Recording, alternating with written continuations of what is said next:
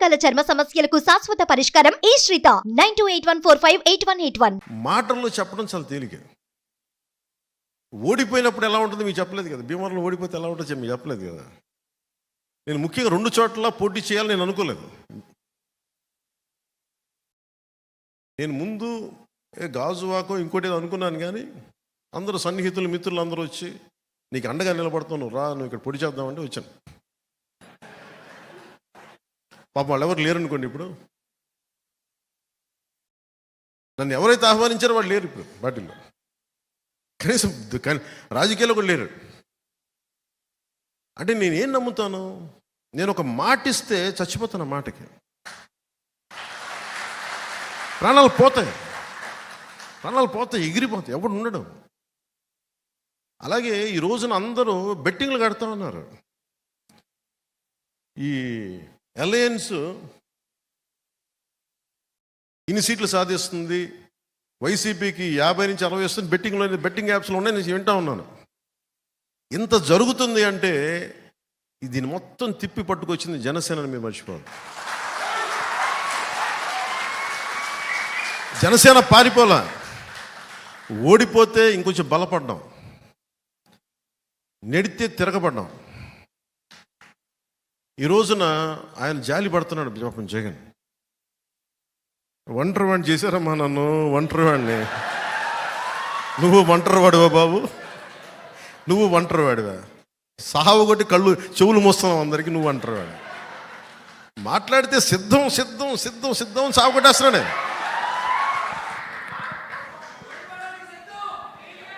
అలాగే ఆయన సిద్ధం దేనికో చూద్దాం. నువ్వు సిద్ధం అంటే మేము యుద్ధం అంటాం.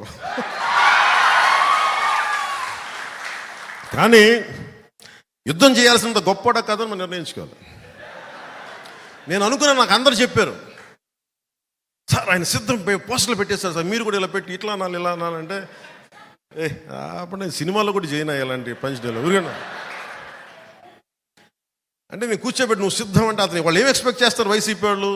యుద్ధం, గుర్తుపెట్టుకో. నాకు ఎలా ఉంటుందంటే నేను సినిమాలో చెప్పడానికి కూడా ఇబ్బంది పడుతున్నాను. అది చాలా సిల్లీగా ఉంటుంది నాకు. త్రివిక్రమ్ గారు మన భీమవరం వాస్తవ్యంలో నా సన్నిహితులు మిత్రులు ఆయన డైలాగ్ చెప్పారు అత్తారింటి దారిలో, సింహం గెడ్డం గీసుకుంటుంది, నేను గెడ్డం మర్చిపోయాను. సింహం గెడ్డం గీసుకుని నేను గీసుకున్నాను, అంతే తేడా. నేను చెప్పాను సార్, నేను సింహం ఇవన్నీ ఇబ్బందిగా ఉంటాయి సార్, నేను చెప్పలేను ఈ డైలాగ్లో. ఆయన నా బాధ భరించలేక దాన్ని కామెడీగా చెప్పమన్నాడు. కామెడీగా అయితే పర్లేదు, ఏదో చెప్పుకుంటూ వెళ్ళిపోతామని. అలా కాకుండా నేను సింహం లాంటి వాడిని, గట్టిగా సింహం లాంటి వాడిని జగన్ గుర్తుపెట్టుకో ఇవన్నీ చెప్పను నేను. అవన్నీ అడవిలో ఉండాల్సిన సింహాలు ఇవన్నీ మనం కాదు, మన మనుషులు సమాజంలో ఉంటాం. సినిమాల కోసం ఏదో సరదాగా పంచడానికి వేస్తాం, కానీ సినిమా ఆ ప్రేక్షకులకి కథాంశంగా చెప్పడానికి తప్ప నిజ జీవితంలో నేను ఇలాంటి మాటలు నేను మాట్లాడను. నిజ జీవితంలో నీకు గొడవ కావాలంటే నేను కొట్లాడతా, పబ్లిక్ పాలసీ మీద మాట్లాడతా. నువ్వు వైజాగ్లో నన్ను ఆపాలనుకుంటే నా సత్తా చూపిస్తా. నువ్వు ఆంధ్రప్రదేశ్ బార్డర్లో నన్ను ఆపితే నెట్టుకొని బద్దలు కొట్టుకొని ముందుకు వస్తే నేను నోటితో మాట్లాడను, నడిచి చూపిస్తా.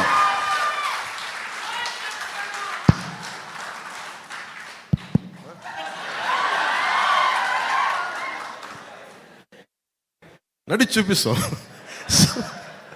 ఇదేంటంటే ఇది వ్యూహం నాకు వదిలేయమని చెప్పాను అందరినీ. టీడీపీ, జనసేన, భారతీయ జనతా పార్టీ నాయకుల ఆశీస్సులు ఉండాలి. ఈ అలయన్స్ కోసం నేనేదో నాకు మెచ్చి మేకతోలు కప్తాను, నేను చేయలే. ఆంధ్రప్రదేశ్ అప్పుల్లో కూరుకుపోయిన ఆంధ్రప్రదేశ్కి, అభివృద్ధికి దూరంగా ఉన్న ఆంధ్రప్రదేశ్కి, ఇది ఈ క్రిమినాలిటీ పెరిగిపోయిన ఆంధ్రప్రదేశ్ని రక్షించుకోవాల్సిన అవసరం ఉంది. అందుకని అందరం కలిసి ఓట్లు చెల్లకుండా ఉండాలని చెప్పిన ప్రతిపాదనకి ఎంత నలిగిపోయినో నా ఒకడికి తెలుసు. ఈ రోజున అందరూ ఎమ్మెల్యేలు, ఎంపీలు ఏదన్నా అవుదాం కానీ దాన్ని ఓటు అందరూ బలంగా ఉన్నారు ఈ రోజున. ఈ బలానికి కారణం నేను పడ్డ మామూలు నలుగుడు కాదు. దీనికి